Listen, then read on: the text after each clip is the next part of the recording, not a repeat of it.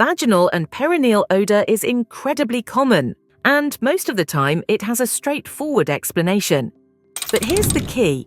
A change in smell that's new for you doesn't settle or comes with symptoms like itching, burning, unusual discharge, pelvic pain or bleeding can be a sign something needs checking and treating.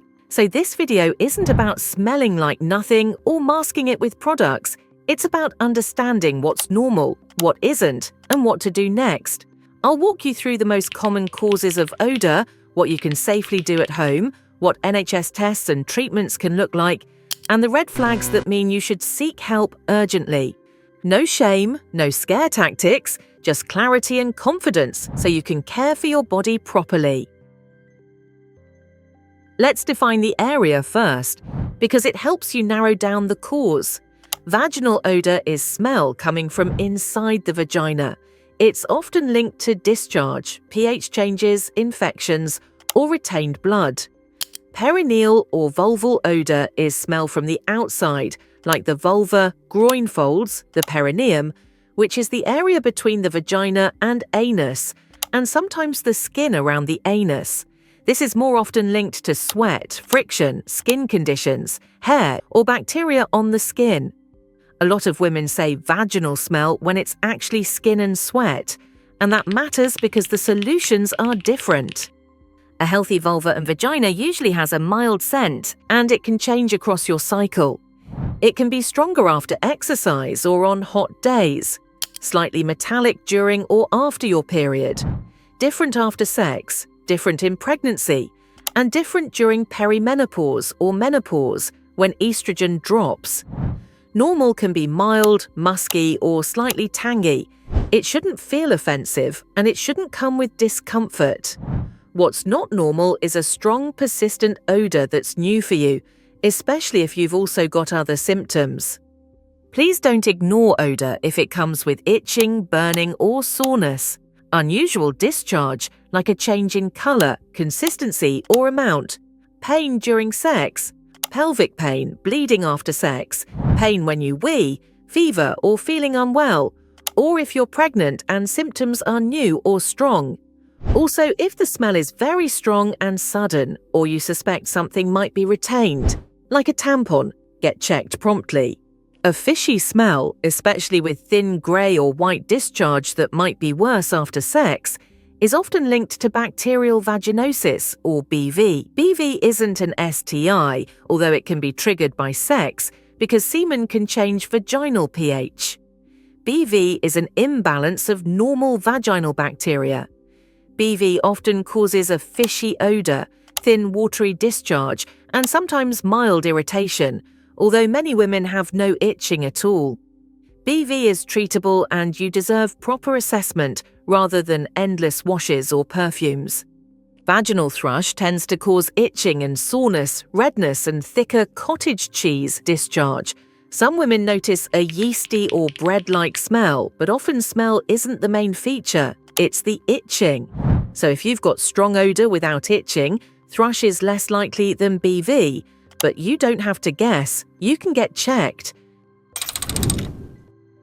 Some sexually transmitted infections can cause odour and changes in discharge. For example, trichomonas can cause a strong smell and frothy discharge. Chlamydia and gonorrhea can cause discharge changes or pelvic pain, and sometimes no symptoms at all. Testing isn't an accusation, it's healthcare.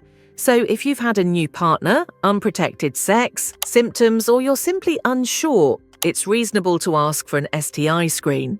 Blood has a smell, and old blood can smell stronger. You might notice odour at the end of a period, with spotting after giving birth or with hormonal changes. Sometimes the simplest reason is that blood is sitting in the vagina longer, like if you're using a menstrual cup for many hours or it's mixing with discharge. If you're noticing strong odour during bleeding plus pain, fever, or feeling unwell, get checked urgently. A retained tampon is more common than people realise, and it can cause a very strong, unpleasant smell, sometimes with discharge too. If you suspect it or you're not sure, contact your GP or a sexual health clinic promptly. Removing it usually solves the problem quickly, but leaving it can increase infection risk. And no judgment. This happens. If the smell is mainly external, like groin folds, vulva, or perineum, common causes include sweating and heat, tight synthetic underwear, friction, not fully drying after washing, body hair trapping sweat, mild skin irritation, and normal skin bacteria. Urine can be a factor too, and it's more common than people realize. Sometimes a small amount of urine can sit in the folds of the vulva, get caught in body hair, or dry on underwear after you've used the toilet, especially if you're rushing, using liners, wearing tight clothing, you've been exercising, you're postpartum, or you have urgency or a bit of stress incontinence. Urine can also smell stronger when you're dehydrated or taking certain supplements, and that can mix with sweat and normal skin bacteria to create more noticeable odor on the outside. This kind of odor often improves with breathable cotton underwear, changing out of damp clothes quickly, gentle washing with water or an unperfumed cleanser on the external vulva only, drying the area well, and avoiding heavy fragrances that can irritate. And if urine might be contributing, simple tweaks can help. Staying well hydrated, wiping front to back, taking an extra moment to fully empty your bladder and gently patting dry, or using a clean tissue to dry the folds before pulling underwear back up. And an important reminder, the vagina is self-cleaning. You don't need to wash inside. One of the most common cycles is smell, then panic, then strong soap or douching or scented products, which irritate the skin and disrupt pH, and then the smell gets worse. So avoid douching, perfumed washes, deodorants, down there, and disinfectants like Dettol, or home hacks like lemon, vinegar. All of those can irritate and make imbalance worse. If you want to use a product, keep it simple. Water and a gentle, unperfumed cleanser externally only. If you go to your GP or a sexual health clinic, they may ask about symptoms, your cycle, sex, contraception, and pregnancy possibility. They'll ask about soaps or products you've been using. They may offer an examination with your consent. They may take swabs to test for BV, thrush, and sometimes STIs. And they may do a urine test if you've got urinary symptoms. You deserve clear communication about what they're testing for, when results will come back, and what to do if symptoms persist. Treatment depends on the cause. BV is usually treated with antibiotics, often metronidazole, either as tablets or gel.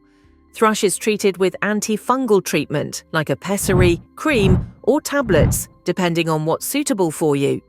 STIs are treated with specific antibiotics, with partner notification support if needed.